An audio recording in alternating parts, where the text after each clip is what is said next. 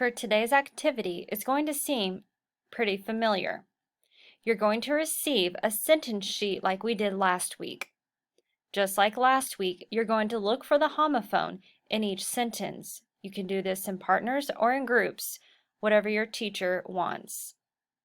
Now, you may have a little trouble finding the homophone in these sentences.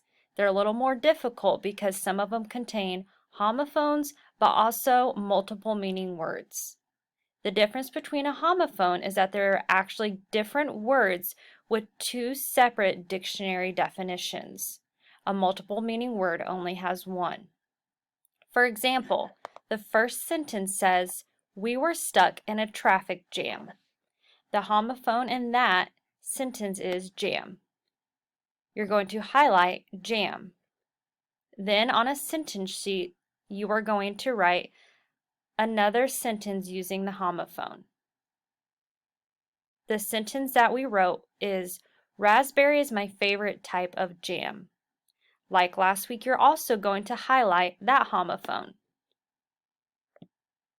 The difference between these two words is that the sentence that we wrote is talking about what you can eat. In the first sentence, "We were stuck in a traffic jam," refers to whenever you're in the car and you're not moving very fast.